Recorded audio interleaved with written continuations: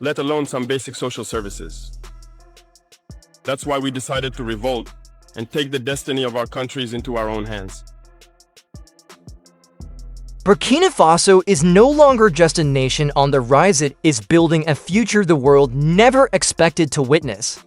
Under President Ibrahim Traoré, this country is reshaping itself in ways that defy old stereotypes of poverty and dependence. Today, we are going to explore 10 transformative projects launched under his leadership that are already rewriting Burkina Faso's destiny. Let's begin. Music Red Gold. What began with something as ordinary as a tomato has now become a symbol of revolution. For decades, farmers watched helplessly as their crops spoiled in roadside baskets, unsold, unvalued, and eventually bought back from foreign markets as processed paste sold at 3 times the original cost. It was a humiliating cycle that drained the nation's wealth while enriching importers in Europe and China. But Traoré's government has taken aim at this trap, dismantling it piece by piece. The centerpiece of this effort is an $8 million tomato processing plant, an industrial powerhouse that doesn't just process crops, but flips the nation's entire food chain upside down. Strategically placed in an agriculturally rich zone, this state-of-the-art facility is more than just a factory. It is a weapon of food sovereignty. It produces tons of tomato paste every single day, drastically cutting Burkina Faso's reliance on imports while securing the nation's economy from external shocks. For every ton processed at home, thousands of CFA francs remain within the local economy. For every crate of tomatoes saved from rotting, a family gains security. And for every job created inside the plant, multiple others spring up outside. Transporters, crate suppliers, packaging producers, and small-scale farmers now feed into a structured, transparent, and fair market system that pays local, buys local, and reinvests in Burkina Faso itself. But what makes this project revolutionary is not only the economic benefits, it's the philosophy guiding it. The principle is simple but powerful: produce what you eat, and eat what you grow. Unlike previous efforts tied to foreign aid or conditional loans, this factory was funded through state-backed investment and partnerships aligned with Burkina Faso's long-term vision. Training centers across the nation are now working hand-in-hand with this industry, equipping farmers with knowledge on planting schedules, crop varieties, and modern techniques that maximize yield. Young people are not just being trained to grow food, but to engineer food systems. This ensures that the tomato factory is not an isolated success, but the first link in a nationwide chain of value-added agro-industries that will redefine the Sahel's economy. In a world where African nations are often encouraged to import ready-made solutions, Burkina Faso has flipped the script.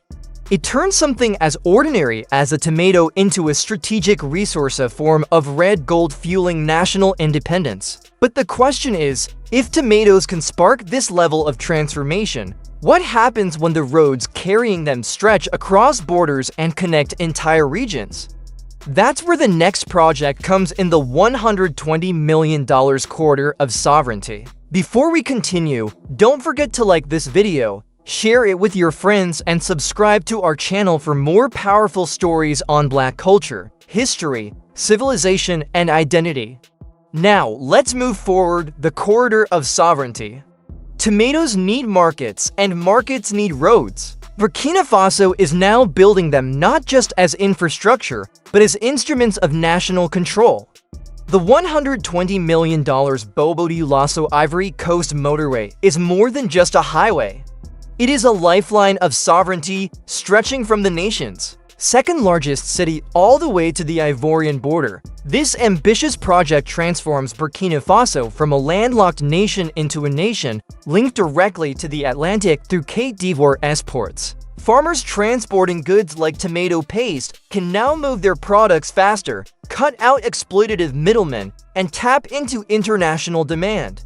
But make no mistake, this road carries far more than just goods. It carries the weight of Burkina Faso's independence and its bold march toward economic freedom. This project is more than concrete and asphalt, it carries strategy.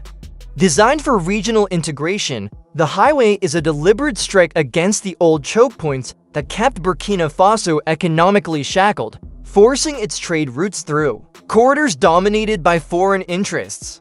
For decades, northern routes tied to French influence dictated the rhythm of commerce, but now a new artery cuts through the south, reshaping the country's economic map. It slashes transport costs, trims delivery times, and awakens southern trade routes long abandoned to neglect.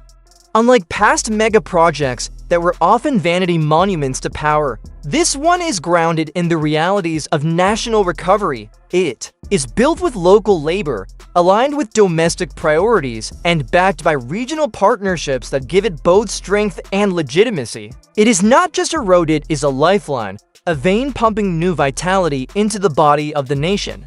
Communities along its path are no longer bystanders, they are becoming hubs of growth.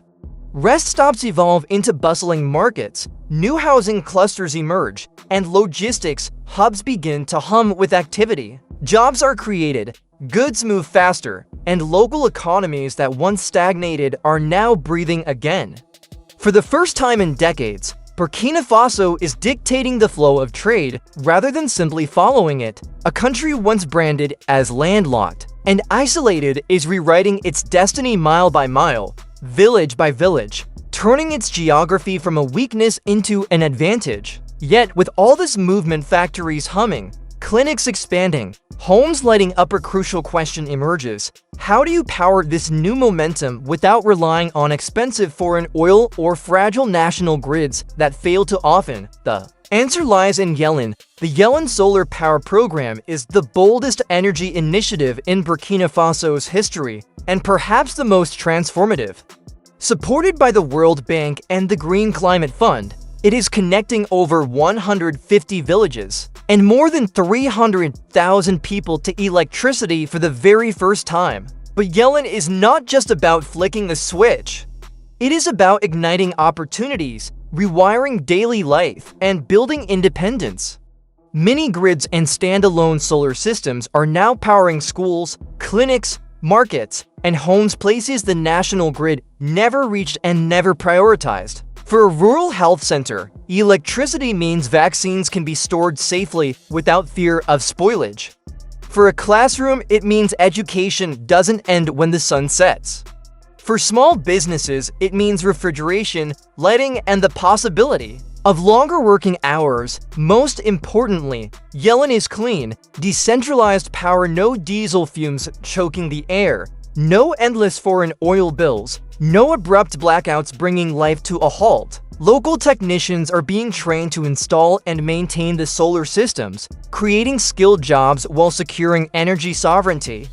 In this sense, Yellen is not just a power project, it is a revolution of light. The more electricity spreads, the more Burkina Faso gains the capacity to industrialize, digitize, and educate its citizens on its own terms. With expansion plans set to reach hundreds more communities, Yellen is no longer just a program, it is a movement, one that radiates both light and liberation. But roads and energy alone cannot sustain a nation. A country only stands tall when its people are healthy. Which raises a deeper question. What happens when a hospital becomes a temple of sovereignty? The answer lies in Bobo-Dioulasso, where the new regional university hospital rises as a fortress of healing and dignity.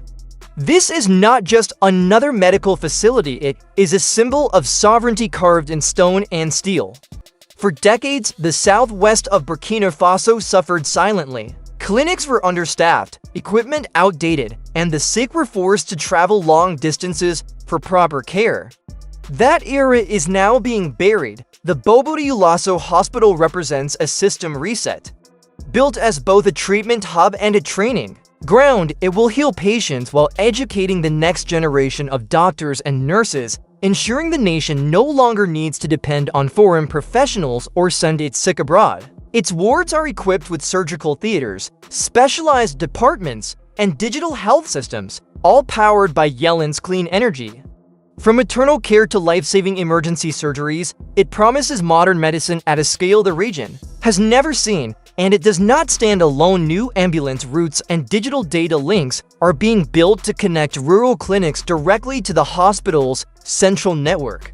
For the first time, advanced healthcare will not just pass through the region, it will live within it. Traoré's vision for health is simple yet profound. If you want a strong nation, you begin by keeping its people alive, educated, and cared for in their own land.